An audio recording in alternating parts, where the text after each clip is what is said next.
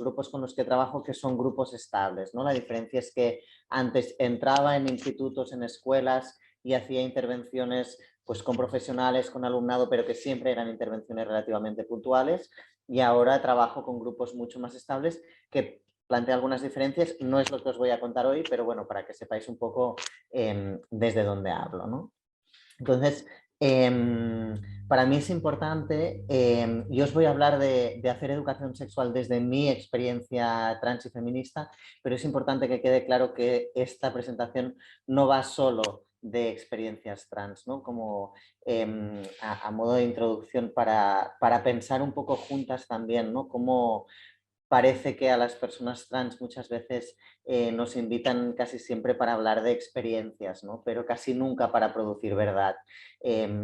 Recuerdo, por ejemplo, un congreso de sexología donde había una mesa sobre identidades trans y sexualidad. Bueno, que en la sexología podríamos hablar largo y tendido de la sexología como disciplina, tampoco es el objeto de hoy, pero hay mucho por pensar, ¿no? Y por pensar también cuáles son los diferentes caminos, las diferentes propuestas dentro de la sexología. Creo que hay mucha crítica por hacer ahí, pero más allá de eso, en este congreso había una mesa sobre identidades trans y sexualidad, y recuerdo que habían invitado a 3 médicos para hablar de la sexualidad de las personas trans y después a una persona trans para hablar de su experiencia, ¿no?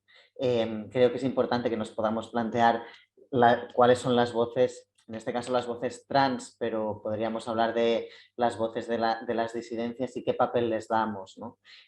Si podemos darles papeles que van más allá de hablar de su experiencia personal, y con esto no quiero decir, lo veréis a lo largo de la ponencia, que la experiencia no sea importante. Creo que la experiencia es un punto clave dentro de las pedagogías, pero parece que hay personas que consideramos profesionales y que pueden contarnos cómo es el mundo, ¿no? Y hay personas que parece que solo pueden hablarnos de su experiencia. Y yo creo que precisamente desde estas experiencias no normativas o no hegemónicas nos pasa que podemos ver cosas que desde otras experiencias no se ven porque están absolutamente naturalizadas, ¿no? Es lo que decimos cuando hablamos de la mirada tangencial. Y un poco para mí también mi experiencia trans me ha permitido pensar cómo incorporar la mirada trans a la educación sexual, más allá de para hablar de específicamente infancias trans o experiencias trans, cómo esta mirada trans puede mejorar las experiencias de todo el mundo, ¿no? Y ahora os voy a contar un poco.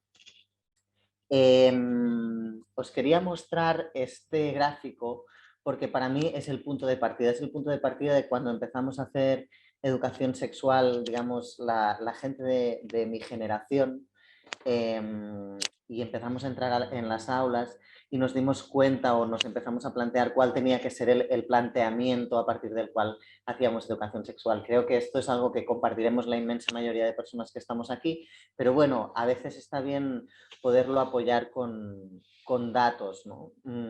Sobre todo porque no hay muchos estudios cuantitativos en relación a la educación sexual. Yo no soy un gran fan de lo cuantitativo, pero creo que a veces nos puede ayudar. Total, que cuando empezamos a hacer educación sexual pasábamos un cuestionario nosotros al alumnado de entre 14 y 16 años, en el que preguntábamos por prácticas, preguntábamos por muchísimas otras cosas, pero una de las preguntas era una pregunta sobre prácticas, ¿no? Y preguntábamos pues qué has hecho, qué no has hecho, y los resultados eran estos que veis aquí en este gráfico. Por ejemplo, si miramos la 1, 2, 3, la cuarta fila, podemos ver que petons y caricias, que son besos y caricias, había más o menos 3/4 partes del alumnado que declaraban haber compartido besos y caricias con otras personas, y esto nos da la información de que la educación sexual a los 14 años llega tarde.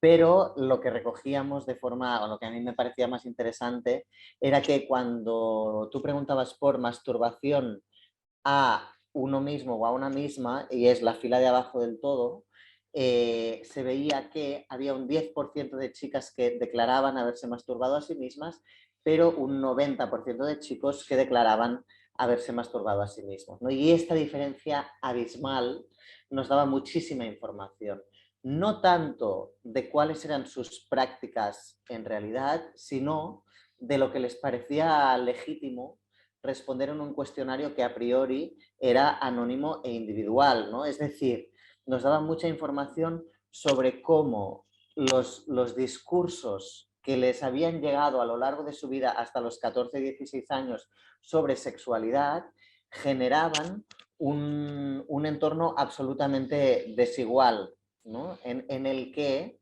los chicos consideraban que explorar su propio placer era algo absolutamente legítimo y las chicas consideraban que explorar su propio placer era algo que no formaba parte de lo que estaba bien hacer, de alguna forma, ¿no? Pero lo que nos llamó más la atención fue cuando cruzamos estos datos con los datos de masturbación a otra persona, que es la fila de arriba. Porque si os fijáis, había más o menos un 10% de chicas que declaraban haberse masturbado a sí mismas, pero más de un 20% que declaraban haber masturbado a otra persona. Y cuando cruzábamos los datos bien cruzados, nos salía que más o menos un 15% de chicas declaraban haber masturbado a otra persona, pero no haberse masturbado a sí mismas, ¿no? Entonces ahí vimos muy claro que si había como mínimo un 15% de chicas que consideraban más legítimo poner por delante el placer de otra persona que el suyo propio, qué otras necesidades de otras personas no estarían poniendo por delante, ¿no? Entonces ahí vimos muy claro que el placer tenía que ser el eje vertebrador de las intervenciones de educación sexual y no el riesgo como venía siendo en los últimos tiempos. Creo que esto es algo que hoy en día está bastante aceptado y estaremos bastante de acuerdo, pero a mí me parece que no sobra decirlo, porque a veces, aunque estemos muy de acuerdo, nos olvidamos. Y para mí es muy importante que quede muy claro que, al menos para nosotros, el placer tiene que ser claramente el eje vertebrador de las intervenciones, no solo en términos de revertir esta desigualdad que la socialización diferencial en términos de género está creando, sino también, y lo veremos luego, porque es una herramienta maravillosa para poder incluir la diversidad sexual, corporal, vital, de forma transversal y no como un cajoncito añadido a la educación sexual normal, que es lo que muchas veces hacemos sin querer, pero muchas veces hacemos. A partir de aquí, voy a dejar de compartir pantalla porque así me parece que os veo un poco mejor. Y os voy a contar un poco cómo trabajábamos. Voy a vehicular un poco el relato a través de historias y al final os cuento un poco las conclusiones. Viendo los resultados de esta encuesta que os enseñaba y también la observación que hacíamos en el aula, en algún momento vimos muy claro que algunas de las intervenciones al menos, o que una buena herramienta para hacer intervención en educación sexual con adolescentes era hacer trabajo no mixto, es decir, separar chicos y chicas. Esta estrategia, que es una estrategia que puede ser relativamente polémica, a nosotros era la que mejor nos funcionó. Porque de alguna forma, y viendo las estadísticas que hemos visto en esta última diapositiva, veíamos muy claro que en un mundo desigual en el que ya les han llegado discursos sobre su sexualidad que son profundamente desiguales, cuando nosotros emitimos un mismo discurso para todo el alumnado, este discurso aterriza en un campo que ya es desigual y por lo tanto no hace más que generar más desigualdad. Es decir, si por ejemplo ponemos en el centro el miedo en la educación sexual, el riesgo, nos tenemos que preguntar quién se está llevando el miedo a casa. Y no es todo el alumnado por igual, son las chicas las que se llevan el miedo a casa. Entonces, vimos muy claro que si lo que queríamos era conseguir un mismo objetivo trabajando educación sexual, no podíamos usar una única estrategia. Necesitábamos usar estrategias específicas que pudieran contrarrestar esa socialización diferencial que ya se estaba dando. Y una de las mejores herramientas que encontramos fue el trabajo no mixto, es decir, en algunas de las sesiones separábamos chicos y chicas. Es verdad que esto es polémico porque es una estrategia muy binaria y yo como chico trans pensaba, ay, por favor, a ver si estamos aquí reproduciendo el binarismo, pero es verdad que no es una solución perfecta, pero es la mejor que encontramos, porque si no, lo que nos pasaba era que los chicos acostumbraban a comerse absolutamente todo el espacio, las chicas prácticamente no hablaban y cuando había alguna que se atrevía a hablar, siempre saltaba otro que le decía, ¿y tú cómo lo sabes? ¿Cómo lo sabes?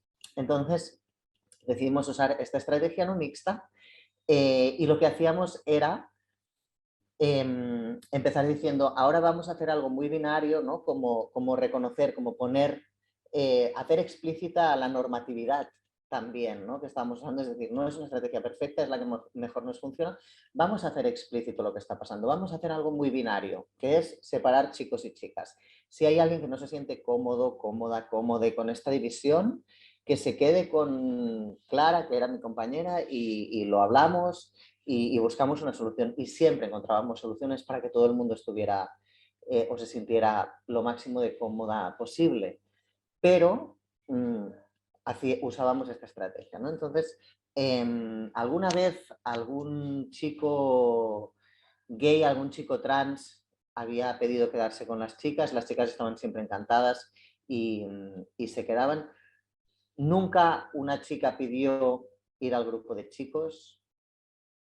Bueno, o sea, yo puedo entender perfectamente por qué.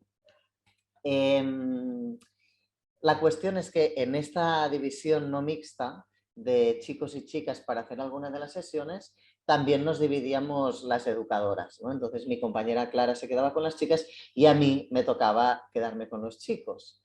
Así que yo he estado trabajando durante mucho tiempo educación sexual con grupos de chicos no mixtos. Y he visto muy claro que trabajar sexualidad con los chicos, por una parte, es una oportunidad y es una oportunidad increíble para hacer prevención de violencias, por ejemplo, ¿no? Y quien hemos trabajado en el ámbito de prevención de violencias sabemos perfectamente que hacer prevención de violencias con grupos de chicos es algo extremadamente complicado porque genera muchas resistencias, ¿no? Si tú entras en un aula y dices, hola, hoy vamos a hacer un taller de violencia o de prevención de violencia o de, da igual, o sea, las resistencias están ahí de forma muy fuerte por muchísimos motivos, pues porque ellos no conectan especialmente, ¿no? La empatía en general no es su gran fuerte, porque sienten que les responsabilizamos de cosas que no son su responsabilidad, porque hay que recordar que son adolescentes y no adultos, y que la inmensa mayoría de situaciones de violencia sexual se dan por parte de adultos y no tanto de adolescentes. Y eso no quiere decir que no tengamos que hacer prevención con adolescentes, pero como que sienten que les ponemos un peso que no les toca, es decir, por 1.000 millones de motivos, hay muchas resistencias a trabajar violencia con grupos de chicos. La sexualidad, el ámbito de la educación sexual es un ámbito privilegiado para hacer prevención de violencias con ellos. Eh, y hay muchísimas formas de hacer prevención de violencia sin entrar en la aula diciendo, hola, vamos a hacer prevención de violencia, ¿no? Entonces, cuando entras en la aula y dices, hola, vamos a hacer un taller de sexualidad, es una forma maravillosa, una súper oportunidad de trabajar, por ejemplo, prevención. Pero, aparte de ser una súper oportunidad trabajar con grupos de chicos en el ámbito de la educación sexual, también yo decía muchas veces que era una penitencia, porque, claro, la sexualidad es un ámbito de ganar rango de masculinidad, ¿no? La sexualidad es un mandato para la masculinidad, entonces cuando tú entras en un aula y dices, hola, vamos a hablar de sexualidad, bueno, ahí están todos intentando en su dinámica de competitividad masculina, ¿no? De intentar buscar un lugar, están todos ahí intentando demostrar cuánto saben, cuánto han hecho, ¿no? Intentando, pues eso, ganar rango de masculinidad. Entonces, trabajar con esa energía es muy difícil. Yo siempre decía, ¿no? Que trabajar sexualidad con grupos de chicos era mi penitencia por haber transitado al lado del privilegio, porque en medio de broma, medio no, porque realmente era complicado, es complicado, ¿no? Entonces, en esta dinámica de una energía tan subida, yo tenía muy claro desde el principio que nunca jamás les iba a contar que yo era un chico trans o un hombre trans en el aula, porque para mí era muy importante tener autoridad para poder gestionar esos grupos con esa energía tan subida, ¿no? Y para mí tener autoridad quería decir, primero, que quería que me trataran bien o, sobre todo, que no quería que me trataran mal, ¿no? Me daba miedo que si les contaba que yo era un chico trans, o sea, me daba miedo recibir violencia por su parte, me daba miedo que se me descontrolara el grupo y me daba miedo que mi discurso no les llegara, ¿no? Yo pensaba, ¿qué legitimidad le van a dar a un hombre trans, ¿no? A un tío sin polla, para hablar corto y mal, que les habla de sexo, de sexualidad, ¿no? Eh, muchas veces digo eso, ¿no? ¿Qué legitimidad le van a dar a un tío sin polla hablándoles de follar? ¿No? Yo quería mucho que mi discurso les llegara y por lo tanto tenía claro que nunca les iba a contar que yo era un hombre trans, ¿no? Entonces, claro, os podéis imaginar que cuando tú llegas a un aula a hablar de sexualidad a un grupo de adolescentes, ellos te hacen un registro fino, fino, fino, vamos, y te miran, pues tú estás ahí delante, ¿no? De pie, y te, vamos, escrutan el cuerpo. Entonces, a mí, que me daba bastante inseguridad, lo que hacía era ponerme unos calcetines de verano en el paquete, ¿no? Que era algo que me hacía sentir un poco más seguro. Decía, tampoco hace falta ponerse unos calcetines muy grandes, a ver si vas a estar aquí como performando lo contrario de lo que pregonas, ¿no? Entonces decía, no, unos calcetines pequeñitos de verano, lo justo para sentirme seguro, y ahí, ¿no? Pues daba mi taller y tal.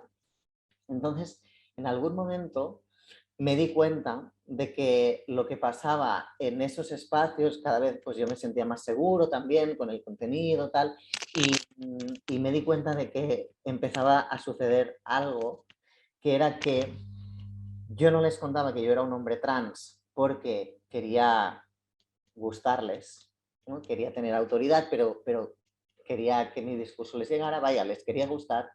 Y ellos, que también me querían gustar a mí, pues porque de pronto pues era algo diferente que sucedía en el aula, porque era un chico joven que les hablaba de sexualidad, de un tema que les interesaba, un tema que además les daba puntos de masculinidad, ¿no? Entonces ellos también me querían gustar a mí y su forma de intentar gustarme era a través de generar vínculo, a través de las complicidades machistas, ¿no? Entonces me decían, Teo, tú eres un fucker, ¿no?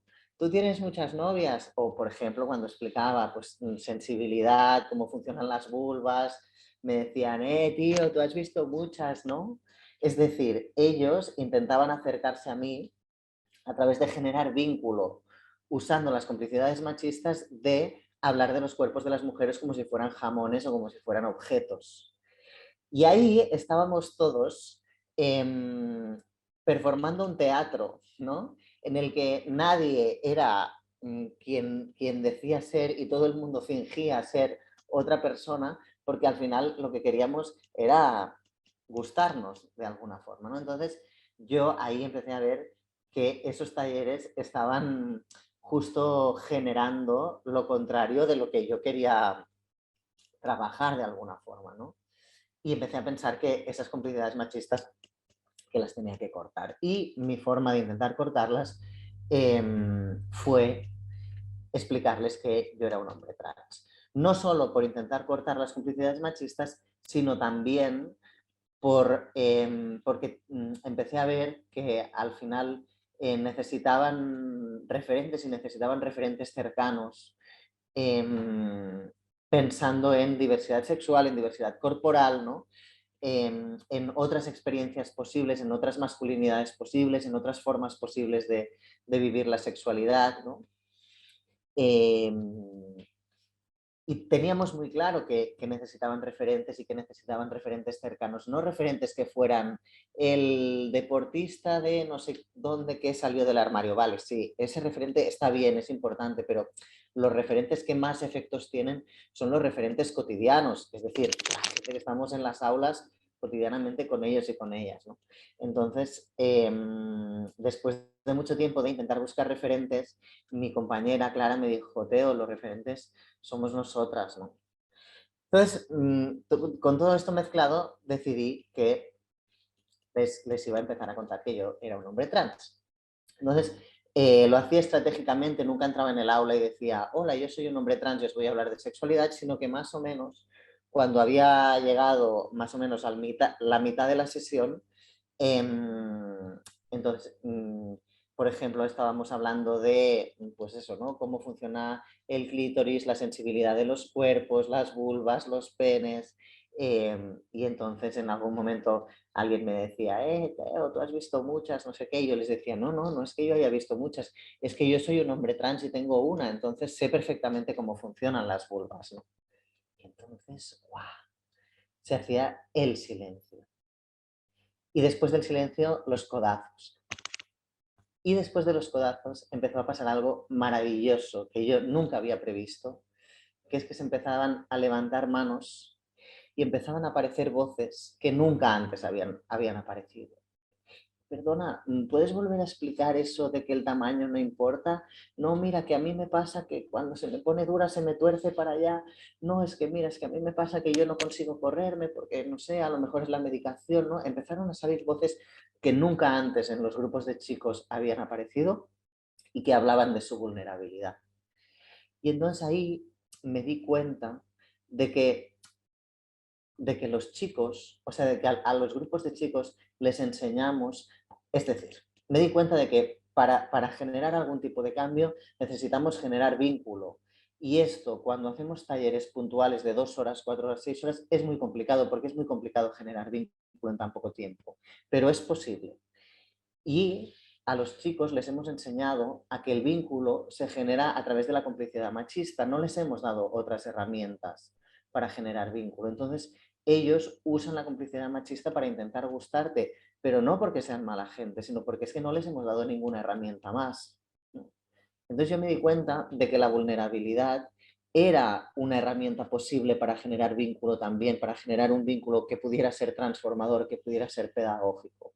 Pero claro, para que ese vínculo funcione, somos nosotros los que tenemos que poner primero nuestra vulnerabilidad en el centro y entonces ellos se atreven a poner la suya, ¿no? Entonces yo les contaba, bueno, pues sí, yo soy un chico trans, a mí me encanta mi cuerpo, yo estoy muy contento de ser un chico trans y no querría ser un chico cis por nada del mundo, pero es verdad que a veces me siento inseguro con mi cuerpo, es verdad que a veces cuando voy a la playa o a la piscina la gente me mira y no me hace sentir bien, es verdad que a veces en situaciones de intimidad he sentido miedo, ¿no? Y a partir de ahí ellos empezaban a contar sus historias, ¿no? Esto, voy a intentar ir cerrando ya, me ha dado mucho que pensar sobre la autoridad, sobre qué entendemos por autoridad, sobre qué autoridades posibles podemos construir en las aulas. Muchas veces tenemos muy claro que la autoridad en el grupo aula pasa por ciertos niveles de normatividad, pero hay otras autoridades posibles que podemos construir y que para mí son mucho más deseables, que tienen que ver con el vínculo, que tienen que ver con la escucha, que tienen que ver con estar disponibles. Esas son las autoridades que podemos generar también cuando ponemos nuestra experiencia en circulación, ¿no? Como que parece que hay una idea de que lo personal, no, que llevar lo personal al aula es poco profesional, ¿no? Y eso lo he escuchado muchas veces, como que lo personal tiene que quedar en casa y lo profesional es otra cosa, sobre todo en el ámbito pedagógico, aunque llamativamente esto solo sucede cuando lo personal no es normativo, porque si tú eres un hombre casado con tu esposa y tienes 2 hijos, perfectamente puedes contar que te has ido de vacaciones en Semana Santa al camping de no sé dónde y esto no se considera que tú estás poniendo lo personal en juego en el aula, ¿no? Pero cuando cuentas que eres un hombre trans, ahí sí estás poniendo lo personal en circulación, ahí, bueno, pues te estás contando tu vida, ¿no? Y yo creo que más allá de pensar que lo personal no es profesional, yo estoy profundamente convencido de que llevar nuestras historias personales al aula no solo es profundamente profesional, sino que además es profundamente pedagógico. Y que, como contaba antes, que tengan referentes cercanos es súper importante. ¿No? Os voy a contar 2 historias y acabo. Una es una historia relacionada con un estudio que hicimos con SIDA Study sobre sexualidad e infancia, sobre se titula La incorporación de los mandatos de género en la infancia, un estudio sobre una prueba piloto de educación sexual en infancia, y ahí hicimos en algunos grupos una dinámica en la que pedíamos a los niños y a las niñas que hicieran una visualización, que se imaginaran cómo iba a ser su vida dentro de 15, 20 años y que dibujaran lo que veían, ¿no? Entonces, en la mayoría de grupos que entrábamos, las profesoras habían dicho, vienen a hacer un taller de coeducación o de género. Todos los niños y niñas decían, no hay cosas de niños y cosas de niñas, todo es de todo el mundo. Ah, perfecto, muy bien. Y cuando hacían la proyección de vida y se dibujaban, todas las niñas prácticamente se dibujaban vinculadas al ámbito doméstico y todos los niños se dibujaban vinculados al ámbito profesional, ¿no? Esto nos da mucha información de cuáles son, que los niños son muy intuitivos, que saben muy bien qué es lo que queremos escuchar, pero que después la interiorización de los mandatos de género va por otro camino que no es el discursivo. Bueno, pues había un grupo en el que había dos profesoras, era una escuela de 2 líneas, había dos profesoras que eran amigas y que muchas veces se iban juntas de viaje, y una de ellas hacía surf y cuando volvían al aula, pues claro, muchas veces les contaban, ¿no? Entonces, en esos dos grupos hicimos la misma dinámica y todas las niñas de esos grupos se dibujaron yendo de viaje con sus amigas y haciendo surf, ¿no? Y es una historia preciosa que a mí me conecta mucho con esta idea de la importancia de los referentes y la importancia de los referentes cercanos, ¿no? Que al final parece que llega el 8 de marzo y empapelamos las escuelas con fotos de Frida Kahlo o de Marie Curie, que está bien, pero ¿quién de ellas va a ser Frida Kahlo? ¿Quién de ellas va a ser Marie Curie? Entonces, este año yo he estado trabajando en un instituto de tutor de un grupo de primero de ESO y también he usado la misma estrategia, ¿no? No desde el principio, pero cuando llevábamos unas cuantas semanas de curso y ya nos teníamos un poco de cariño, yo les conté que era un hombre trans a mis alumnos, a todos mis alumnos, primero a los de mi grupo de tutoría de primero, pero después a todo el alumnado del centro. Yo hacía una asignatura optativa en tercero de ESO sobre sexualidad, en la que trabajábamos un trimestre entero temas de sexualidad. Claro, qué diferencia poder trabajar un trimestre entero en comparación a talleres de 4 o 6 horas. Esto, otro tema, pero bueno, por ponerlo sobre la mesa. Y entonces, en algún momento, claro, mi alumnado ha naturalizado totalmente que yo soy un hombre trans y esto forma parte y aparece a veces en las clases, a veces no, pero que lo han naturalizado tanto que en algún momento de este curso yo decidí quedarme embarazado y me quedé embarazado, mira, estoy ahí a punto, a punto. Y, y cuando me embaracé, mi alumnado, o sea, no le extrañó nada, ¿no? O sea, tenían un nivel de normalización que lo que más les preocupaba y la gran discusión que se generaba en todas las clases era cómo se van a llamar, ¿no? Porque son dos. ¿Cómo se van a llamar? Entonces hacían ahí cónclaves en el patio, pensando nombres, ¿no? Al final, que yo sea un hombre trans embarazado es algo que ha pasado a formar parte de su cotidianidad.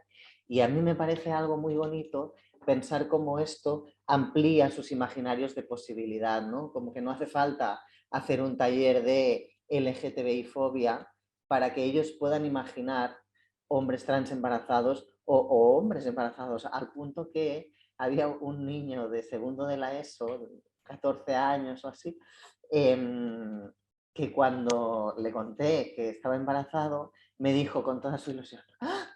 Y yo también podré. Yo le dije, no, cariño, tú no. Pero, pero que me parecía muy interesante, ¿no? Ver cómo distintas experiencias que suceden a tu alrededor abren tus imaginarios de posibilidad, ¿no? Y nada, y quería cerrar con esto, porque creo que ya me he pasado el tiempo. Muchas otras cosas me gustaría contaros, pero igual las podemos dejar para luego, para el debate, si tenemos un ratito. Y, y ya con esto cierro. Mil gracias, Teo. Una ponencia fantástica y súper, súper útil. Nos va a ayudar, yo creo que muchísimo. Ya tenemos dos manos levantadas, pero lo vamos a dejar para el final. Ahora damos paso a María González de la Asociación CEJAS con su ponencia. Gracias. Vale. Bueno, antes que nada, muchísimas gracias a Estel, a todo el equipo que ha organizado y que está permitiendo la realización de estas jornadas tan necesarias de intercambio, de debate, de compartir. Agradecer también a Teo, la verdad es que he disfrutado muchísimo con tu ponencia. Felicidades también. Y nada, entonces voy a compartir pantalla, a ver si ens en sortim. Un momentito. Y tendrías que ver aquí abajo un Sí. compartir, sí. A ver. Vale. Me parece que lo deberíais estar viendo ya. Perfecte, ho veiem. Vale, muy bien. Para situaros un poco, es verdad que Estel ya nos ha presentado con muy buenas palabras. Jo vengo a hablaros en nombre de l'Associació de Drets Sexuals i Reproductius. L'associació es una entidad que es verdad que ya hace unos cuantos años que trabajamos en el ámbito de los derechos sexuales y reproductivos. Nace del movimiento de planning familiar, y no me enrollaré en esto porque tendríamos para otra charla distinta, pero es verdad que los distintos proyectos que se enmarcan, que hacemos desde la asociación, todos buscan este objetivo final de sensibilizar, de defender y de garantizar los derechos sexuales y reproductivos.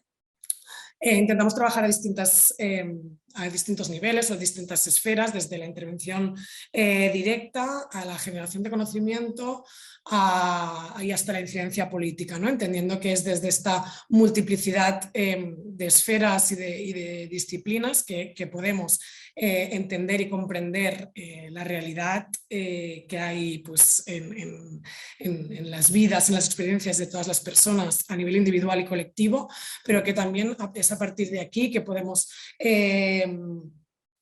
abrir un poco más el foco, podemos recoger información, podemos recoger necesidades y utilizar los recursos que con todo este tiempo hemos ido acumulando para poder hacer de altavoz y para poder tocar algunas puertas que nos permitan pues, hacer esta incidencia a nivel político también en distintas esferas, con el objetivo final pues, de transformar las sociedades, las relaciones y las sexualidades en definitiva hacia unas vivencias y unas experiencias más justas y equitativas.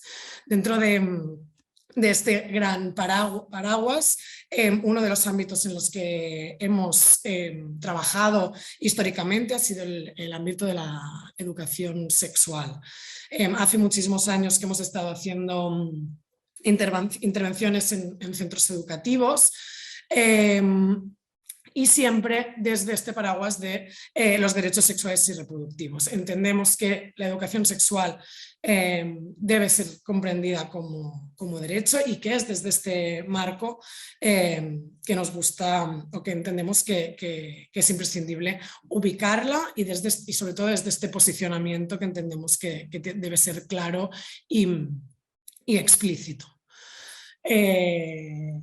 Es evidente, no descubro a nadie que la reivindicación por la educación afectivo-sexual es una reivindicación histórica desde los movimientos de defensoras de derechos, desde los movimientos feministas.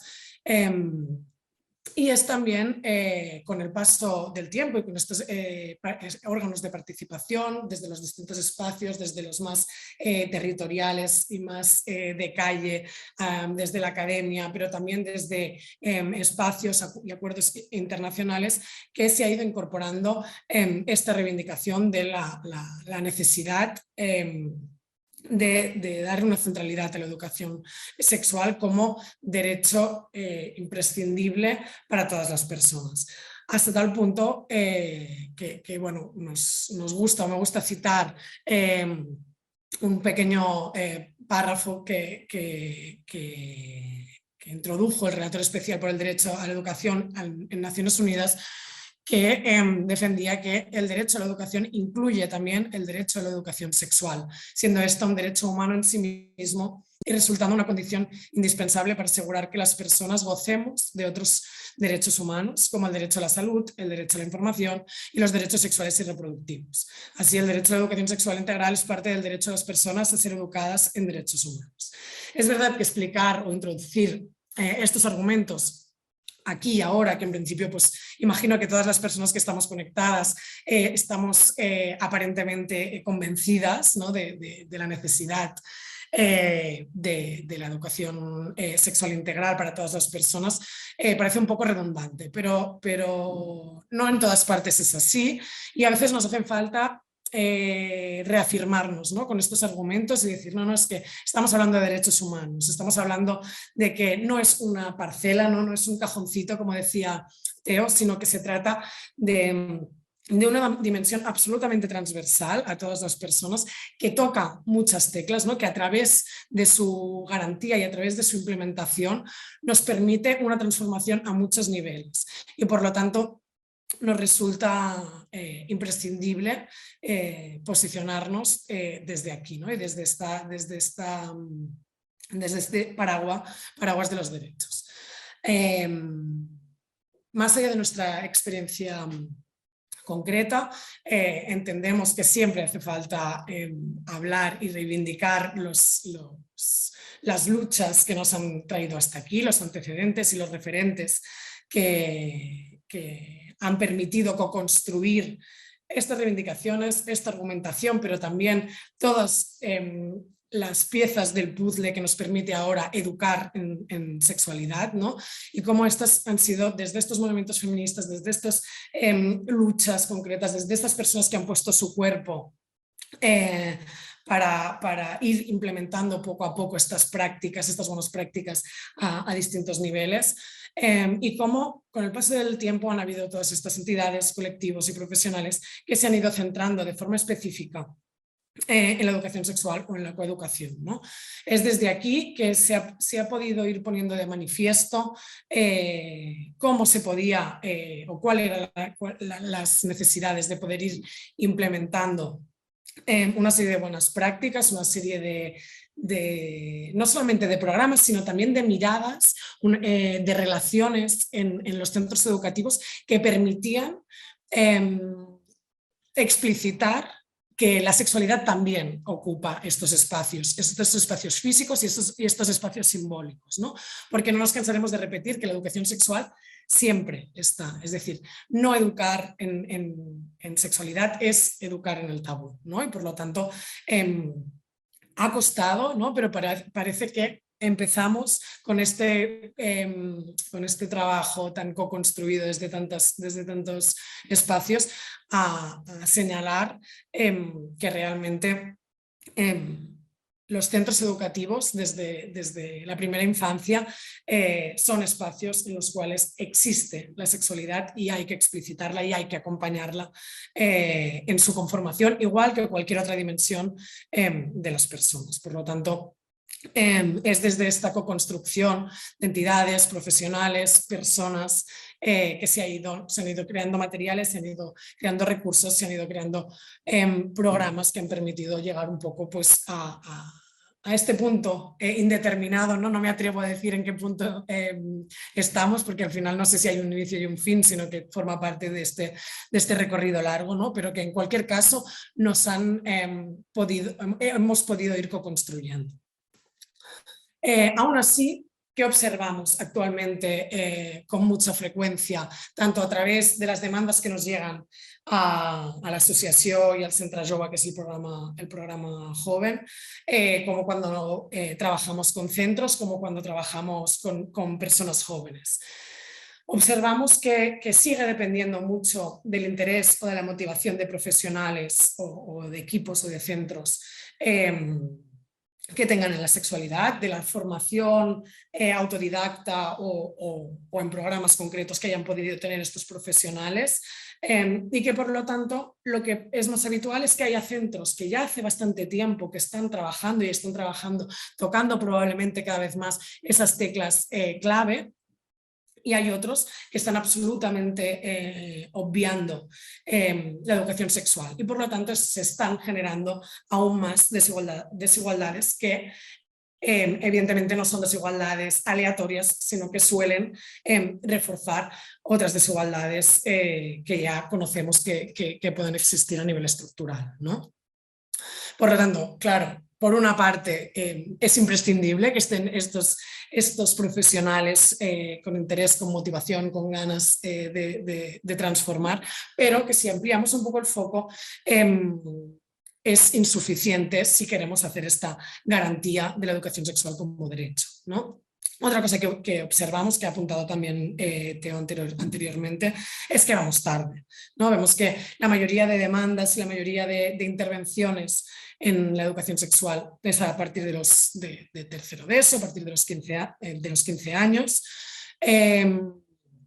Por lo tanto, dejando absolutamente desprotegida a la infancia, pero además generando una absoluta ambivalencia, ¿no? Porque cuando tú has estado desde la primera infancia negando la información, obviando la información, escondiendo, ¿no? Invisibilizando la sexualidad, transmitiendo que es una cosa que tiene que ser, si es que tiene que ser abordada en el ámbito privado, y de repente a los 15 años o a los 14 les dices, no, ahora vamos a hablar de esto.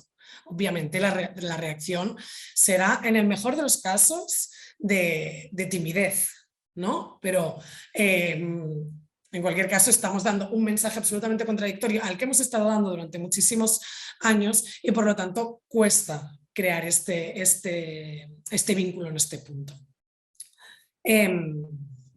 Como consecuencia, ¿no? Vemos que se sigue realizando de forma puntual y de forma breve, ¿no? Unas intervenciones que la mayoría de veces llegan en un momento puntual y en ese mismo momento abren, ¿no? Se tocan temas, remueven, transforman, pero desaparecen y muchas veces pues todo aquello que se ha abierto, que se ha removido, que no siempre es justo en el momento del taller o de la intervención, queda allí latente y no siempre los equipos de los centros tienen las herramientas para recogerlo, para acogerlo y para acompañarlo.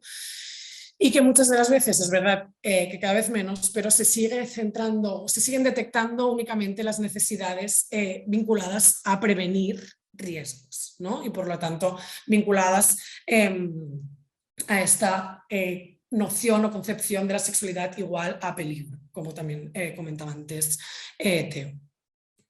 Es desde aquí que nosotros planteamos unas premisas o unos puntos básicos que intento no alargarme mucho, pero que entendemos que tienen que ser los pilares o los engranajes de cualquier iniciativa o implementación de educación sexual, entendiendo que no existe o no puede existir o no tiene que existir ni un manual, ni un ABC, ni un libro de instrucciones, pero sí que tienen que existir unas premisas, ¿no? Y lo que hemos estado comentando, que esté centrada y enmarcada en los derechos sexuales y reproductivos, en un paradigma de derechos, ¿no? Que tiene que partir de una perspectiva feminista interseccional, que se tiene que centrar siempre en el placer, entendiendo también este espacio de promover esta búsqueda de bienestar individual y colectivo, de huir de este planteamiento de riesgo y de peligrosidad, y buscando pues, poner este foco también como instrumento de compensación. Pues voy recuperando todo lo que ha dicho Teo, pero me parece muy interesante, ¿no? Como este placer, este acceso desigual al placer y al deseo, por lo tanto centrándolo siempre desde aquí y como espacio privilegiado para trabajar también muchos otros aspectos. Desde un abordaje holístico e integral de la persona, de todas las dimensiones de la persona, de todas las dimensiones también relacionales del colectivo y de la comunidad, consolidando la diversidad como protagonista, es decir, no hacer las coletillas, no hacer los asteriscos, sino poniendo el foco en esta diversidad deseable, y transversalizando todas sus intersecciones y poniéndolas en valor. fomentando el pensamiento crítico, acompañando al desarrollo de este pensamiento crítico y el desarrollo de esta comprensión de la lógica sociopolítica, no desde una lógica determinista, pero sí desde una lógica de comprensión que nuestro entorno tiene un impacto en quién somos, en cómo nos relacionamos, también entendiendo y por lo tanto ejercitando la agencia de transformación. Y desde la promoción del autoconocimiento, del conocimiento y del autocuidado como herramientas e instrumentos imprescindibles para esta conformación de la propia sexualidad y de su experiencia y vivencia desde una forma más saludable y desde el bienestar. Por lo tanto, a modo de resumen, entendemos que la educación sexual debe ser este espacio desde donde entender la sexualidad, las diversidades, centrada en el placer, desde la perspectiva feminista y de derechos, para construir unas relaciones positivas, huyendo de la discriminación y fomentando el respeto y la afectividad. Como todos los derechos, y en concreto los derechos sexuales y reproductivos, entendemos que debe ser universal, o se entiende, ¿no? que es, o para su garantía debe ser universal, por lo tanto que llegue a todas las personas, inalienable de todas las personas e interdependiente de todo el resto de los derechos. Y es desde aquí, desde este posicionamiento que decimos, tenemos que pensar una estrategia global, una estrategia que permita hacer llegar, implementar y ejercitar el derecho a la educación sexual para todas las personas. Y cuando hablamos de todas las personas estamos hablando también de la pequeña infancia, ¿no?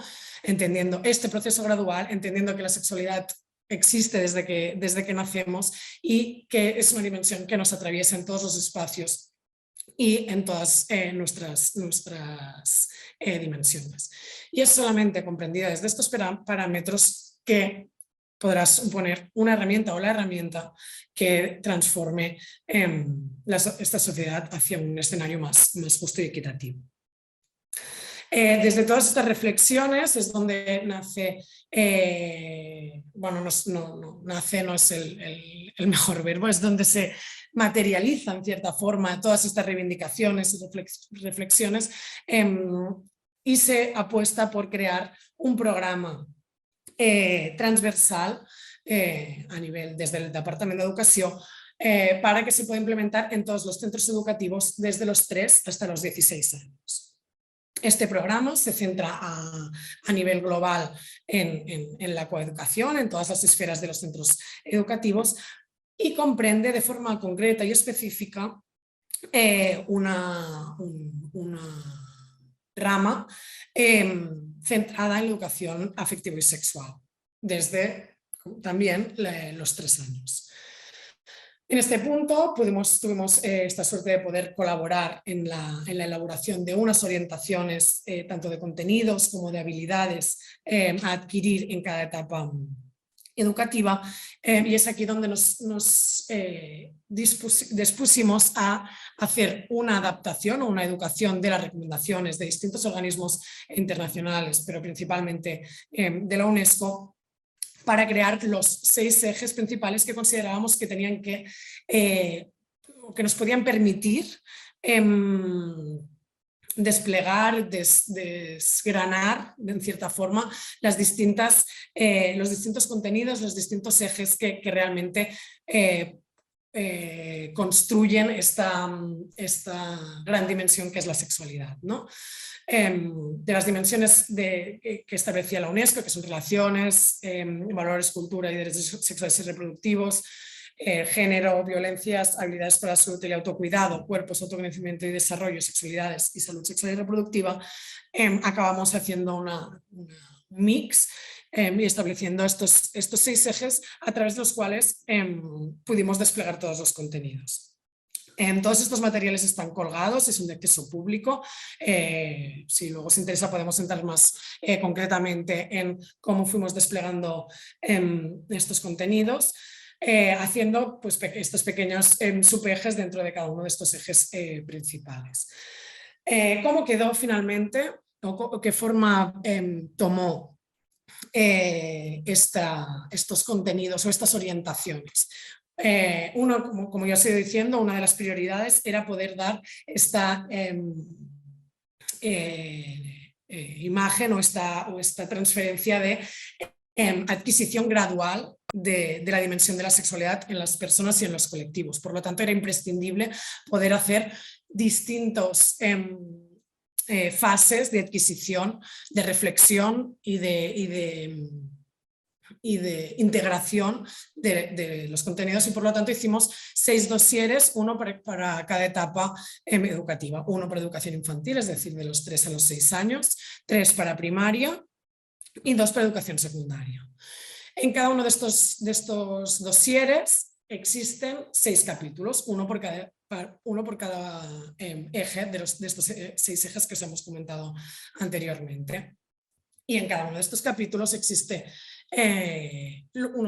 una introducción, unas ideas claves para el equipo docente y una explicación de los contenidos, con el objetivo de poder dar una visión global y pedagógica para que el propio equipo docente tenga las capacidades de transferir y de acompañar al alumnado en todos estos contenidos desde la cotidianidad.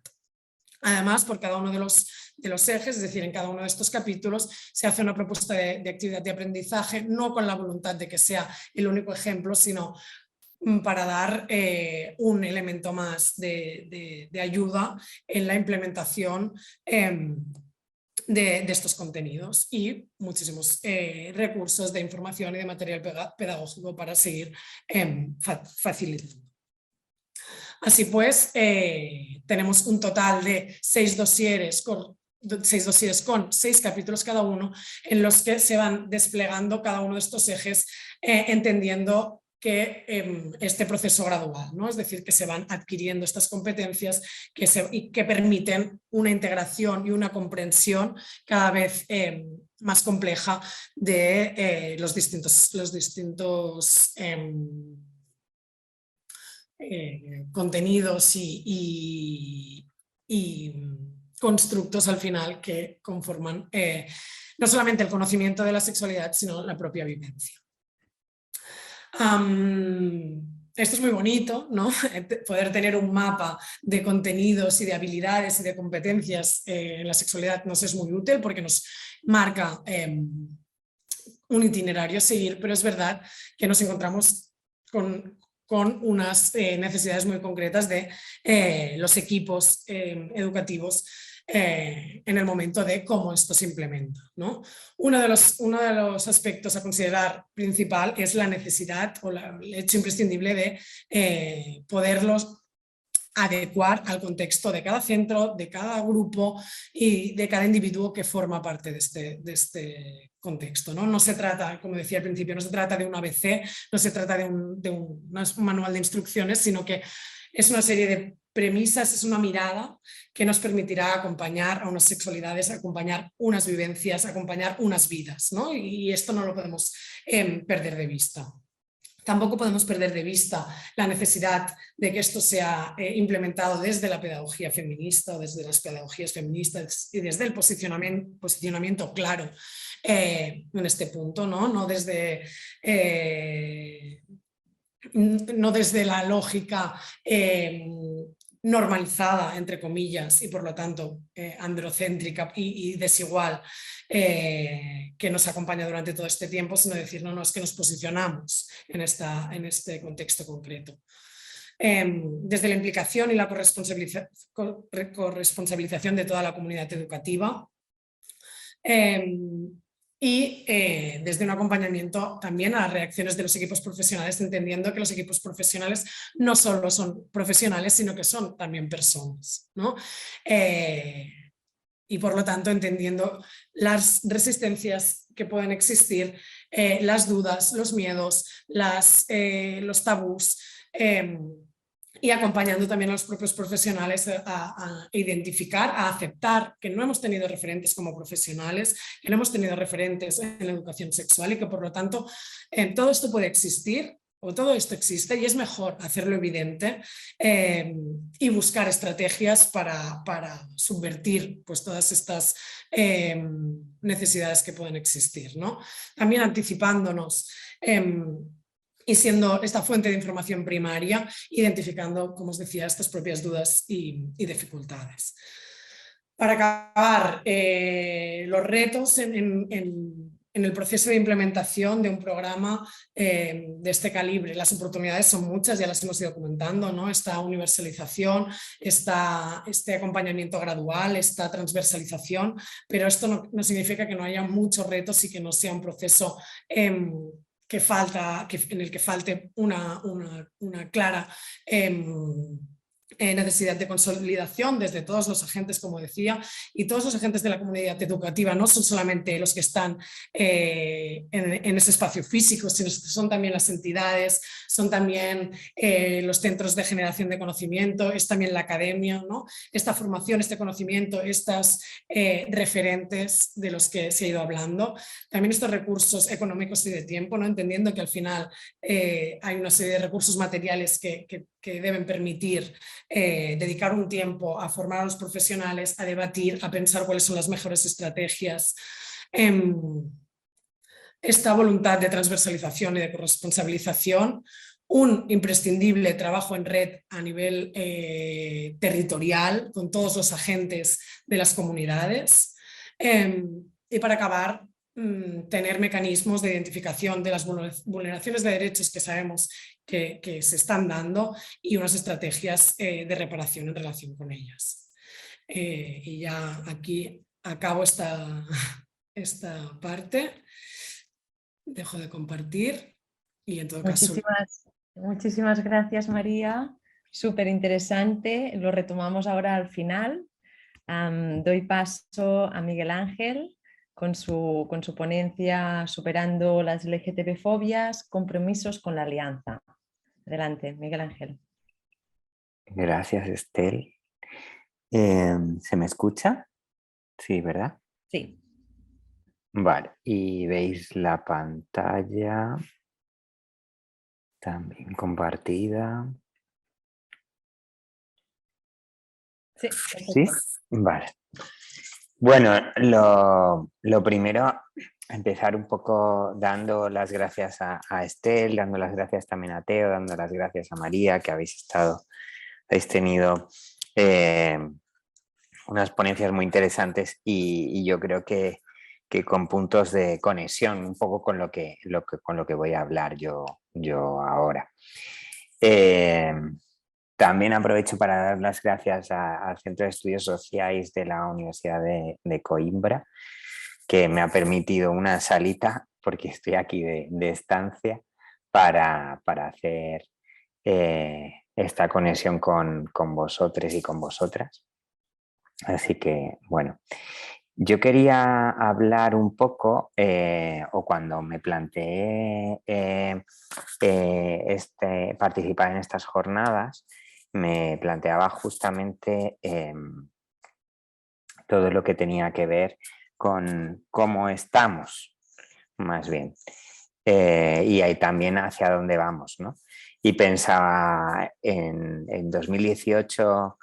hacía varios estudios de diagnóstico sobre cómo estaba, sobre todo el estudiantado de psicología, con todo el tema, bueno, con todo lo que tenía que ver con las LGTBI fobias, y veía que no estaba tan mal.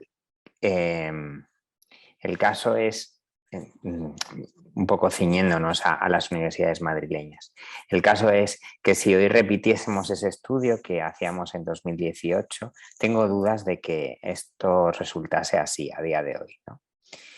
Y en ese sentido yo me planteaba justamente si estamos superando las LGTB-fobias actualmente o no tanto, ¿no? Porque actualmente tenemos muchas ofensivas anti-LGTB en la sociedad. Aquí comparto algunas de las que aparecen en las redes sociales o titulares de prensa, ¿no?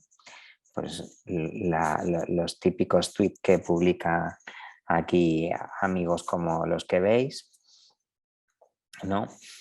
O titulares de prensa donde se vuelve a vincular, como en los años 80, por ejemplo, el brote de la viruela del mono a los colectivos gays, sobre todo, donde, por ejemplo, en cines se empieza a alertar de que determinadas películas tienen, al parecer, un contenido que promueve una ideología de género peligrosa, ¿no? O se empieza a utilizar, bueno, pues las tiras más cómicas, ¿no? Para criticar o hacer una crítica a esos planteamientos que, por cierto, ojalá se convirtiesen en realidad, ¿no? Pero bueno, más allá de la broma, estas ofensivas antigénero tienen su traducción también en el mundo académico, ¿no? Y muchas vienen de ese mundo académico. Aquí tenemos algunos ejemplos, ¿no? Pues Juana Gallego Ayala, ¿no? Haciendo una similitud con que las banderas LGTB colgadas estos días para celebrar el orgullo tienen mucho que ver con las de la Alemania nazi, este tipo de comparaciones, ¿no? Amelia Valcárcel aquí con estas declaraciones en contra de la ley trans y también confundiendo todo lo que tiene que ver con la orientación de género, la identidad de género y la expresión de género, porque parece que le conviene para desarrollar sus argumentos, o Silvia Carrasco en Barcelona. Bueno, de todo esto nos alerta justamente David Paternotte, ¿no? De cómo los grupos antigénero y ultraconservadores están preparando un relevo y por eso están chirriando tanto. Yo me voy un poco a lo que afecta a la psicología o a la disciplina psicológica, ¿no? Porque muchas de estas ofensivas antigénero justamente podríamos hablar, mejor dicho, de ofensivas transfobas, se dan en un terreno concreto, que es el terreno de la psicología. Concretamente, últimamente, pues los profesores de la Universidad de Oviedo y también algunos profesores de la UNED están en este planteamiento, ¿no? De justamente de tener esa serie de ofensivas transfobas que plantean justamente cómo las realidades trans son un problema al proceder principalmente a un borrado de las mujeres, ¿no? O tener esa justificación. Para justo atestiguar tal argumento recurren a la idea de que el sexo es una categoría biológica, que es binaria, que es determinante solamente de dos tipos de identidad, de hombres y de mujeres, y por lo tanto todas aquellas personas asignadas como hombres al nacer que deciden plantearse un cambio corporal o autoidentificarse como mujeres son vistos, según estos profesores, como los que intentan ocupar una identidad borrando a las verdaderas mujeres biológicas, y las personas identificadas como mujeres al nacer y que deciden un tránsito corporal o la autoidentificación como hombres y que implique ningún tránsito son vistas principalmente si han decidido tener ese cambio corporal como mutiladoras irreversibles de sus cuerpos, ¿no? Y de ahí viene, por ejemplo, la crítica o los argumentos que plantean estos profesores, ¿no? Con fotos, por cierto, de adolescentes trans sin el propio permiso de esos adolescentes, ¿no? Estos discursos al final lo que hacen es defender realidades sexuales como innatas y como binarias, definitorias justamente de un sexo verdadero, y problematizan que ese malestar con el sexo biológico y verdadero es un principio determinante de quiénes somos, porque eso es lo que es la ciencia, ¿no? Y justamente esos malestares, la interpretación que hacen ellos o la interpretación que se está realizando por su parte es justamente debido a una hiperestereotipación sexista, porque también hacen este juego con el lenguaje, que influye en el antojo, entre comillas, de tener unos cuerpos sexuados que no son los verdaderos, ¿no? O esto es lo que nos están diciendo. Así, según estas narrativas, la solución, según estos profesores de psicología, pasaría por hacer entender a las personas trans que sus problemas identitarios son fruto de haber internalizado una serie de creencias estereotipadas y que son posibles de cambiar estas creencias, ¿no? Estos estereotipos sexistas, en teoría, según ellos, habrían influido especialmente en una infancia que está confundida y que decide que puede cambiar sus realidades biológicas y que puede negarlas. Bueno, esta vuelta justamente a la defensa de la categoría sexo como definitoria de las mujeres y de los hombres, yo creo que parece sacada de otra época, ¿no? Justamente en la que se buscaban establecer diferencias que justificaran la dominación masculina. Sin embargo, utilizan el argumento de que son esas creencias de género machistas instauradas las que hacen que los niños biológicos no flexibilicen su expresión de género y vivan con libertad los roles de género y que quieran borrar a las mujeres. Y también que igualmente las niñas biológicas no crean que pueden tener roles más masculinos y quieran estereotiparse parte de su cuerpo para ser una especie de hombres corporales, ¿no? Estos son los argumentos que utilizan. Usan esa asunción de creencias estereotipadas sin caer justamente en que su visión sobre lo que implica ser hombre y ser mujer es fundamentalmente estereotipada, es fundamentalmente superficial, es fundamentalmente esencialista, machista, sexista, y además justamente están homogeneizando las realidades trans como si solo existiese lo binario en las mismas, ¿no? En ese sentido, creo que es complicado tener cualquier diálogo con ellos, además que me parece contraproducente, porque sitúan que su conocimiento, además, es la base de la ciencia, sin atender que comienzan con un conjunto de presunciones culturales sobre lo que son verdaderas mujeres y sobre lo que son verdaderos hombres. Niegan, por lo tanto, un poco, tal y como nos puede decir Anna Fausto Sterling, que el sexo sea considerado como algo más allá de lo biológico, ¿no? Que niegan, por lo tanto, que es una realidad que tiene que ver mucho con las instancias culturales, tan construido esa categoría como puede ser la categoría género.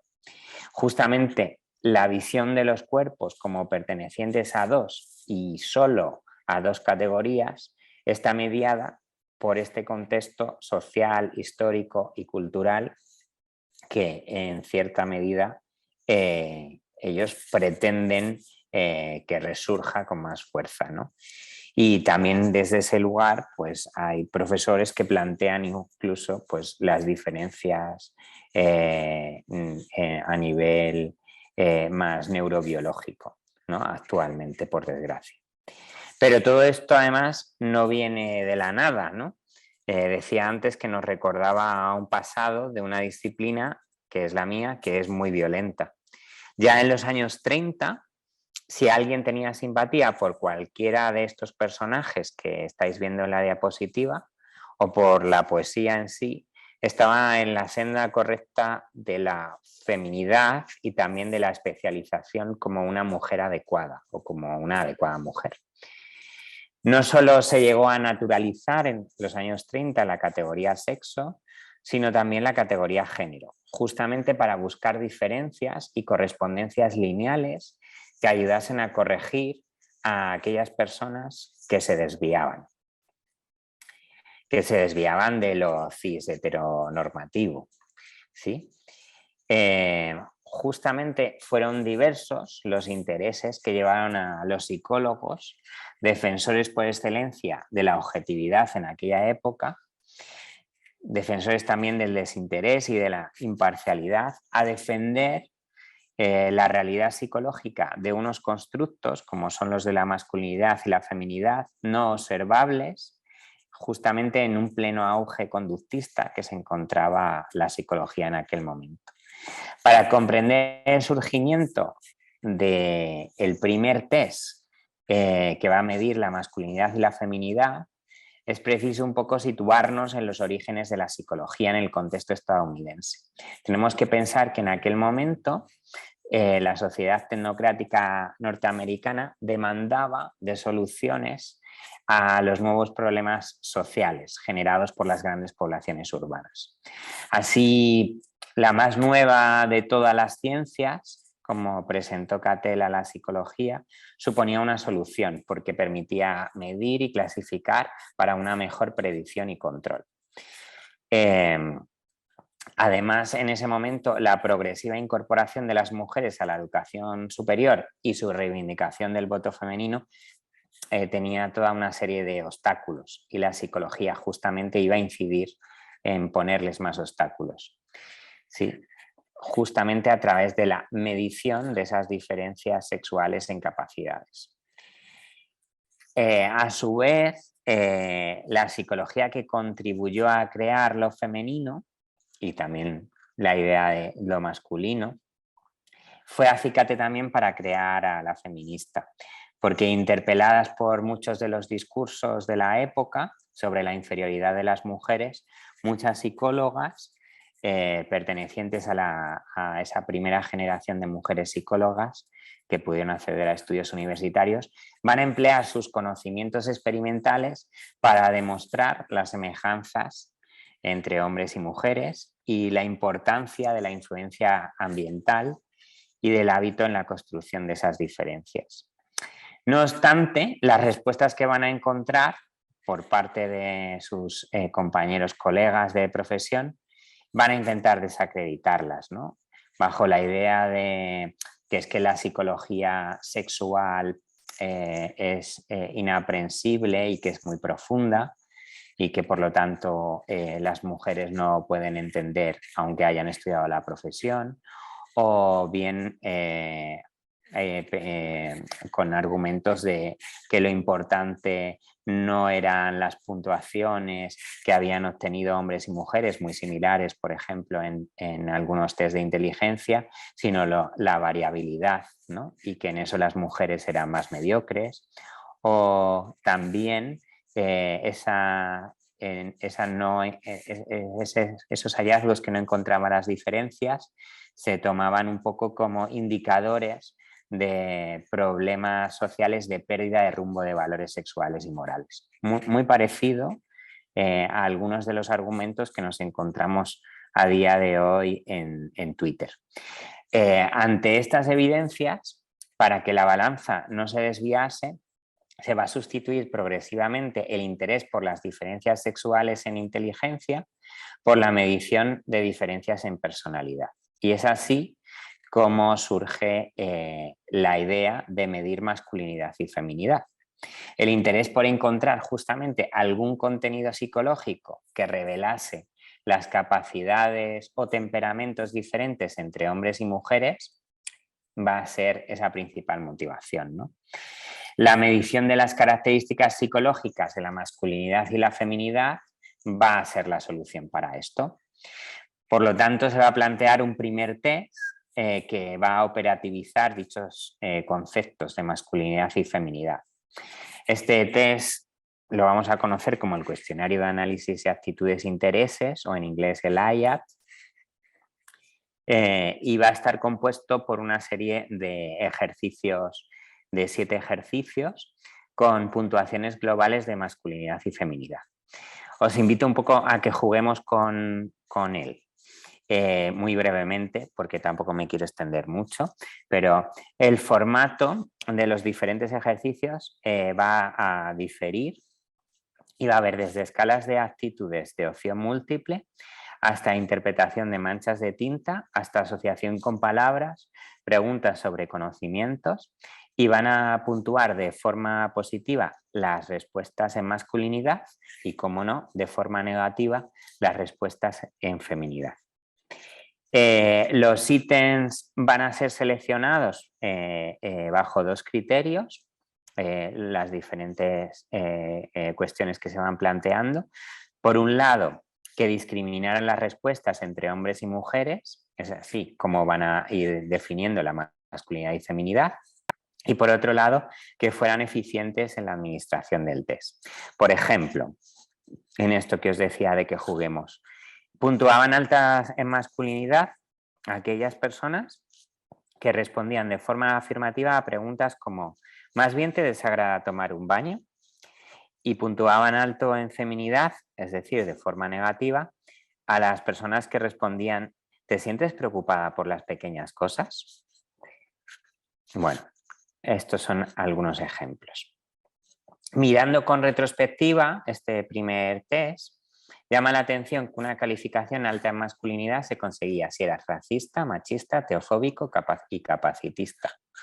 ¿Sí? Y una calificación alta en feminidad se daba cuando se demostraba ignorancia, sumisión y pureza, fundamentalmente. Siguiendo la lógica de la segregación sexual de aquella época, de la esfera victoriana, lo masculino se situaba en lo extremo y en lo opuesto a lo femenino.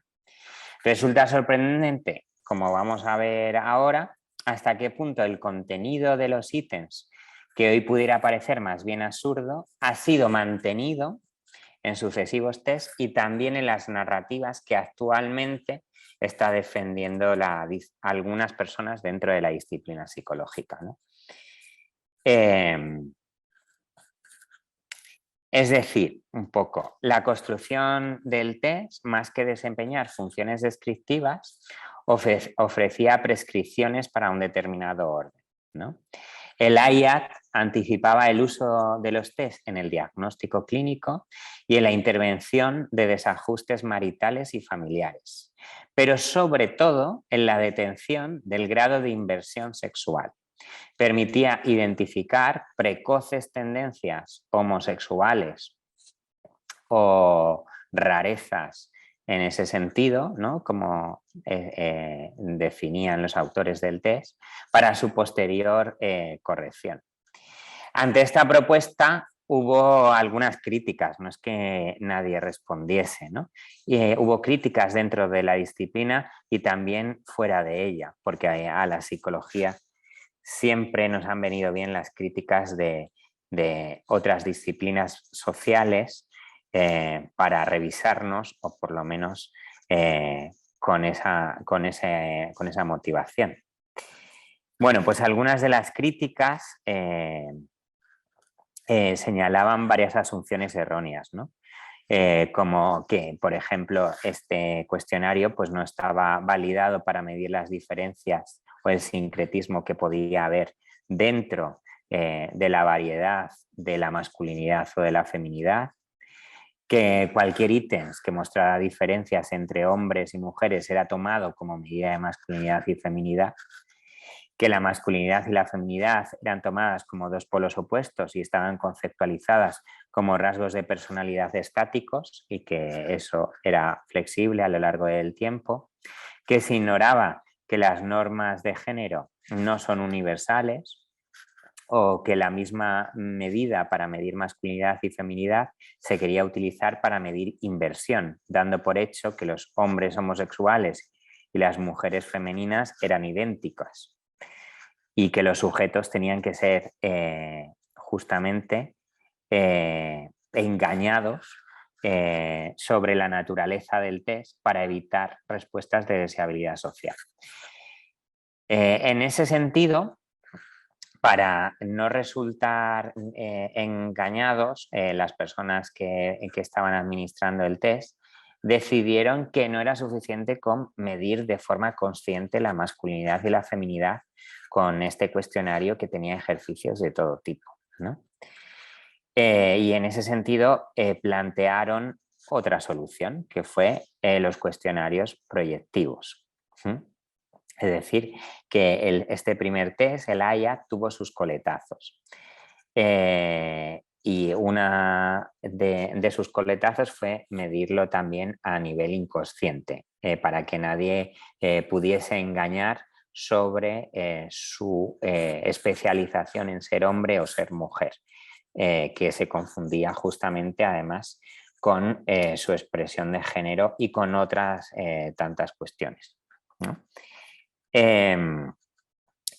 Uno de los ejemplos era sobre cómo medirlo de manera inconsciente. Se les pedía a las personas que completasen estas figuras que estáis viendo ahora en la diapositiva. Dependiendo de cómo completabas una de estas figuras, pues eras más masculino o más femenino y tenías mayor grado de inversión o menos, dependiendo de si habías sido asignado como hombre o como mujer, ¿no? En ese sentido, por ejemplo, los hombres tendían a la expansión de las líneas, al movimiento ascendente, al énfasis en los ángulos y en la preferencia por la unidad. En cambio, las mujeres, según este cuestionario proyectivo, van a tender a completar los dibujos poniendo énfasis en el interior del dibujo, en la redondez y en la simetría. Por lo tanto, la aceptación del género se operativizaba en función del estilo que tenían las personas de completar los dibujos. Las personas que tenían problemas con el ajuste sexual tendían a utilizar un estilo contrario al que se le había asignado cuando habían nacido.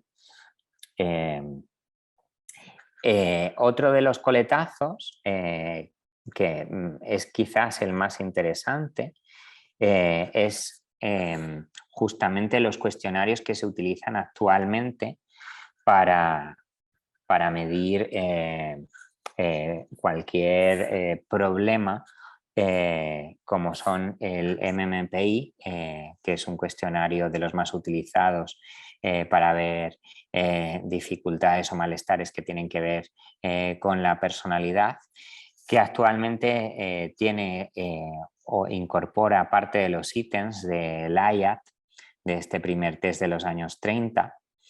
En su versión, en sus últimas versiones, ya no lo llama escalas de masculinidad o feminidad, sino que lo llama escalas por los gustos tecnológicos y por los gustos estéticos. Vamos, que no hay mucha diferencia. Aquí tenéis algunos ejemplos de los ítems que se siguen utilizando hoy en día, y el problema de estos test hoy en la actualidad, aparte de ser el argumento, algunos de los argumentos principales que vuelven a utilizarse dentro del mundo académico psicológico para negar las identidades trans, son algunos de los cuestionarios y test que se han venido utilizando en las unidades de identidad de género hasta prácticamente 2010, ¿no? Sé que actualmente ya no se utilizan, pero hasta hace muy poquito se han venido utilizando. En España, si nos centramos además justamente en el contexto español, tenemos que saber que estas nuevas versiones homófobas y transfobas y fóbicas que hay por parte de determinado profesorado de psicología, tiene, por cierto, muy apoyado también por los órganos colegiales como la Academia de Psicología Española o por el Consejo General de la Psicología de España, tienen que ver un poco con la trayectoria que ha tenido la psicología en España, ¿no? Fundamentalmente hasta los años 70, ¿no? Pensemos que en ella han influido psiquiatras como López Ibor, como Vallejo Nájera o como Chamorro Gundín o Cencillo, ¿no? Todos ellos además llevaron a cabo interpretaciones patologizantes en su momento, y en sus estudios o anotaciones dictaminaron, por ejemplo, la homosexualidad como una desviación que podía ser tratada o corregida mediante técnicas de reclusión, de psicoterapia, de modificación de conducta, de electroshock o incluso mediante lobotomías, ¿no? El cambio de discurso en España no se va a iniciar hasta bastante más tarde que en otros países. Si hablábamos de los años 30 en Estados Unidos, en España, para superar un poco estas narrativas nos tenemos que ir a 1977, casi rozando los años 80, ¿sí? Pese a la disponibilidad, por ejemplo, del informe Kinsey, que ya ponía en duda las teorías patologizantes de la época. Sí es cierto que va a haber algunas voces dentro de la disciplina psicológica, como pues se me ocurre como las de Soriano Gil, como las de López Linaje, que van a dedicarse un poco en su profesión a rebatir esos discursos hegemónicos, pero también va a haber una ausencia de posturas oficiales todo el rato, tanto del Colegio de Psicólogos en 1980, como posteriormente casi hasta el año 2004, donde la postura... Sí. Perdona, estamos justo ya pasándonos de tiempo, pues si puedes ir como terminando. Sí, perdón. Perdona, no quería... Donde la postura colegial va a ir cambiando. Digo que va a ir cambiando tibiamente, porque aunque en 2016 los colegios de psicólogos se unen a la red internacional para el estudio de la psicología LGTB, ese cambio va a ser más bien estético, ¿sí? Porque no van a plantear ningún cambio, por ejemplo, dentro de las competencias que tiene que haber dentro de la profesión psicológica, ¿no? Por ejemplo, en la formación. ¿Sí? Por eso hay estudios actualmente que nos plantean la importancia de que los profesionales en psicología sí sean personas aliadas. ¿No? No solamente aliadas, sino que si forman parte del colectivo LGTBI sean personas defensoras, ¿no? Que se atrevan a cuestionar justamente los principios de la cis-heterosexualidad. Voy a ir muy rápido, pero pensemos que en general se nos especializa en ser hombres y mujeres mediante mecanismos de socialización, como habéis estado diciendo antes, ¿no? Y esa especialización supone un trabajo en el que se construyen nuestros cuerpos en función de una lógica binarista, muchas veces dentro de esas esferas de masculinidad y feminidad de las que hablábamos antes. Y además en ese construir identitario también va a ir implícito ese monodeseo hacia la heterosexualidad. Ser hombre en muchas ocasiones se ha definido como que te gusten otras mujeres, y ser mujer es ser deseada, o se ha definido como ser deseada por otros hombres, ¿no? La matriz heterosexual, por lo tanto, llega a construir una identidad de género. La heterosexualidad no solo es definitoria de la identidad, lograr ser hombre o mujer, sino que es prescriptiva de su proceso y también de determinadas lógicas de poder, ¿no? Por así decirlo, la sociedad ha establecido la materialización exitosa de género a través de la sexualidad heterosexual y ha generado también malestares en base a esas coherencias entre cuerpo, deseo y práctica, ¿no? Justamente ser aliados o ser defensores implica revisarse en todo esto, ¿no? Por ejemplo, en una experiencia con un grupo de adolescentes preguntaba ¿quién es heterosexual? ¿no? Y me resultaba curioso que un chaval me respondía yo no soy cosas raras de gays, no sé qué significa ser heterosexual, yo soy normal, profe. Decir soy lo normal creo que es la expresión más concisa y cargada de significado sobre lo que implica esa heteronormatividad. Y revisarse la cis-heteronormatividad y buscarla y ver con qué valores y qué miradas nos deja dentro de la psicología, es uno de los trabajos que es el que tenemos que plantearnos como profesionales de la psicología. Aquí os pongo, ¿no?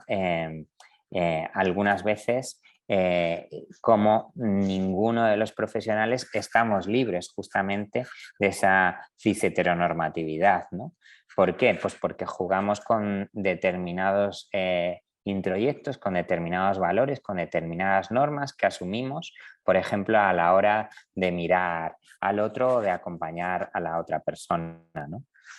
Además, muchas veces pensamos que por ser psicólogos, que por ser psicólogas o psicólogues, ya estamos libres de determinados prejuicios, y no es así, ¿no? Hay prejuicios que nos atraviesan en esto, ¿no? En ese sentido, y ya acabo, la psicología se relaciona mucho con esa mirada cis-heteronormativa y también adultocéntrica, ¿no? Justamente cuando se ignoran las diferencias que van a ir asociadas a la orientación y a la identidad sexual que nos atraviesan, se adoptan perspectivas que van a relegar a lecturas incompletas e insuficientes, ¿no?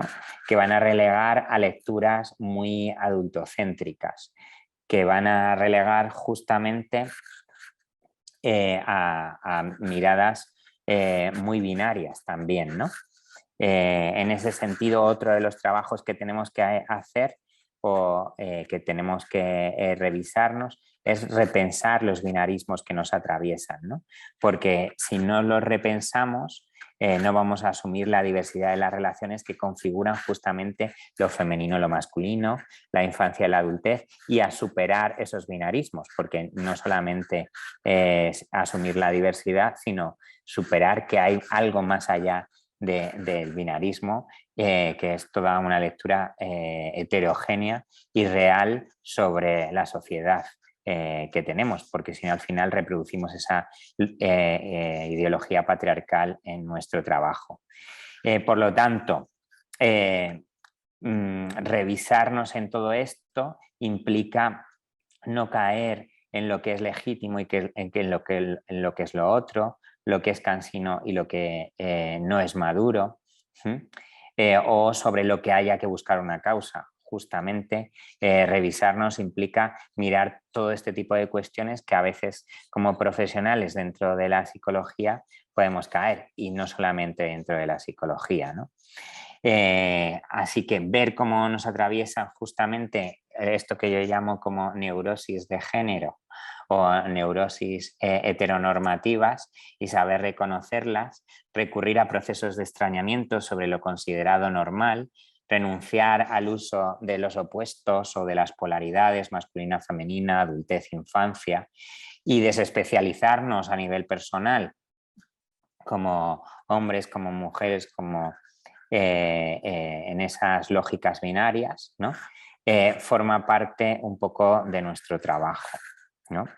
Reflexionarse, permitir explorar las posiciones, como dice Gloria Anzaldúa, seguir otro camino, eso sería lo que nos permite como profesionales ser aliados, ser aliadas.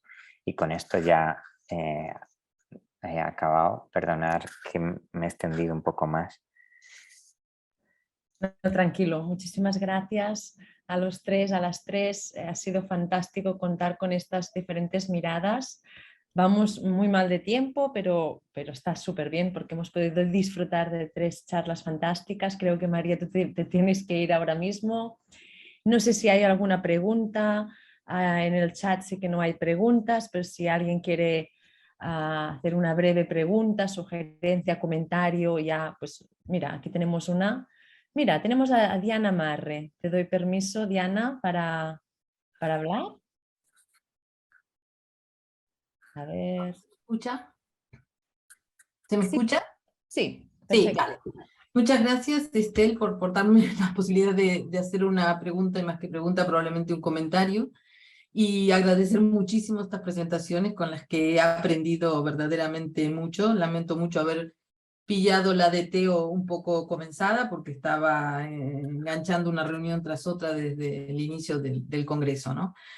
Y a mí se me ocurren 3 cosas para comentar y valorar en vuestras presentaciones, y es esta idea de, bueno, creo que aunque no lo han dicho todos explícitamente, probablemente sí Miguel Ángel quizás, explícitamente, digamos, esta idea de todo lo que queda por hacer. Lo digo en el sentido de muchas y muchos hemos creído que había cosas que ya no tenían vuelta atrás, ¿no? En ningún sentido, habían sido de alguna manera ideas acordadas, verdades aceptadas en todo sentido, y creo que estamos asistiendo de una u otra manera a reversiones que pensábamos impensables hace no mucho tiempo, ¿no?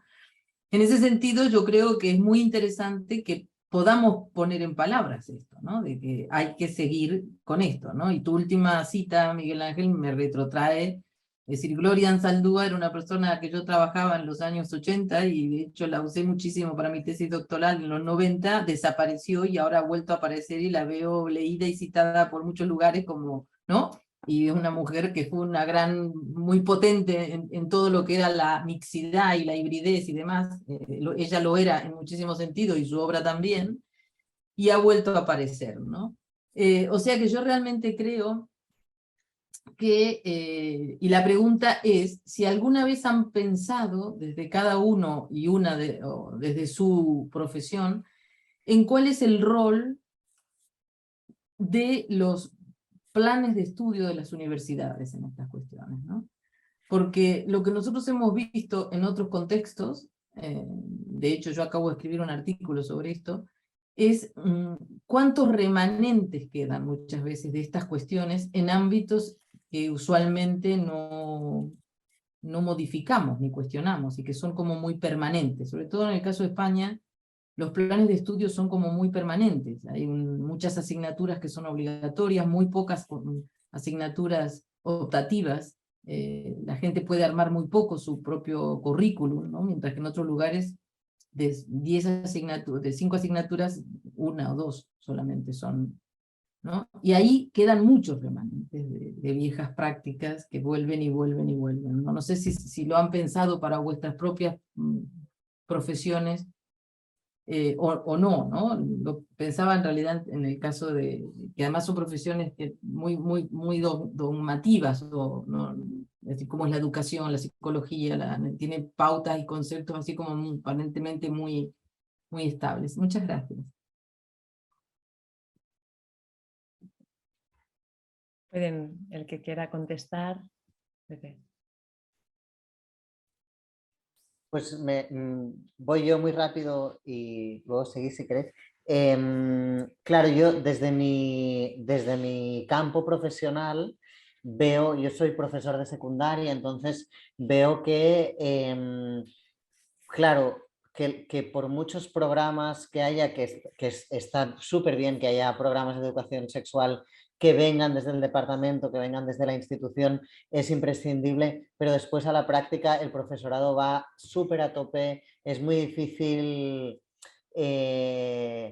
meter más formaciones porque tenemos una carga de trabajo infinita, la gente tampoco está muy disponible para pensarse a sí misma otra vez, ¿no? Entonces yo veo muy claro que un lugar clave para dar que pensar sería la formación universitaria del profesorado, pues porque es un momento donde la gente tiene mucho más tiempo, donde la gente está muy motivada, ¿no? La gente que en general se mete a estudiar para ser profesor o profesora o profesore, lo hace desde una voluntad de tener un trabajo claramente, pero también desde una voluntad medianamente transformadora en general, ¿no? Entonces es un momento clave y la verdad que los programas universitarios de formación del profesorado son muy deficitarios en nuestro contexto, ya no solo a nivel de coeducación o de educación sexual, que ahí, vamos, ni se ve, pero a nivel de formación del profesorado en sí mismo, muy deficitarios.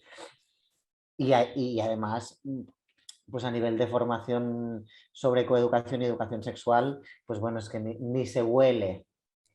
Entonces sí, la respuesta para mí es que el rol en los planes de estudios de las universidades es clave a nivel de transformación, desde la parte de formación del profesorado, que es la que alimenta mi profesión. Yo poco más que añadir que lo que ha dicho ya Teo, ¿no? En psicología es complicado ahora también por la situación actual en la que nos encontramos, ¿no? Donde parece que hay una confusión entre lo que es político y científico, más allá de que la psicología es política, ¿no? Como cualquier otra disciplina, o yo lo concibo así, ¿no? Pero más allá de eso, sí, creo que es imprescindible, ¿no? La incorporación dentro de los planes de estudio, pero para que exista también esa incorporación, creo que tiene que existir como, bueno, profesorado aliado, profesorado defensor, que se atreva a dar esos pasos, ¿no? Y muchas veces es complejo en determinados panoramas donde parece que hay un retroceso hacia atrás. A mí me preocupa esto porque a veces pienso, no sé muy bien qué estrategias plantear más allá de dar respuestas justamente argumentadas sobre el por qué estos planteamientos otra vez transfobos, el por qué estos planteamientos otra vez homófobos, ¿no? Y creo que en ese sentido tenemos que hacer un esfuerzo, las personas que estamos metidas en estas cosas, por dar una respuesta, aunque entiendo, y el otro día lo compartía con Lucas Platero, que esto supone un coste personal, porque son cosas que nos dañan, son narrativas y discursos que buscan generar cierto daño, tienen un para qué concreto y específico, que es negar nuestras identidades. Entonces entiendo que hay que hacerlo, y también entiendo que no sé si siempre tenemos que hacerlo las personas LGTBI, ¿no? Sí. Estaría muy bien que nos ayudasen o nos acompañasen otros colegas, otras colegas, ¿no? En esto. Sí. Muchas gracias. Ha sido muy, muy interesante. Muchísimas gracias por vuestras aportaciones, súper interesante. Aquí en el chat de momento no hay más preguntas, pero sí hay comentarios, ¿no? Solo les agradece la exposición clarificadora en este contexto universitario de psicología, ¿no? que has marcado. Y Joan también agradece las participaciones y con muchas preguntas, pero guardadas en otra ocasión. Entonces, si no hay nadie más que quiera preguntar, yo quizás agradeciendo mucho vuestra participación, y María, pobre, que se ha tenido que ir corriendo, lamento el retraso, pero muchísimas gracias por participar. Ha estado un espacio súper interesante y enriquecedor, y a la tarde continuamos con comunicaciones y muchas más ponencias. Así que gracias, Teo, gracias, Miguel Ángel. Nos vemos en otra ocasión. Y para todas las personas participantes, muchísimas gracias por estar aquí, por vuestros comentarios. Vamos todos a comer y nos vemos a las 3, que empiezan varias ponencias y comunicaciones. Gracias. Muchas gracias. Gracias. Un placer. Gracias, un placer.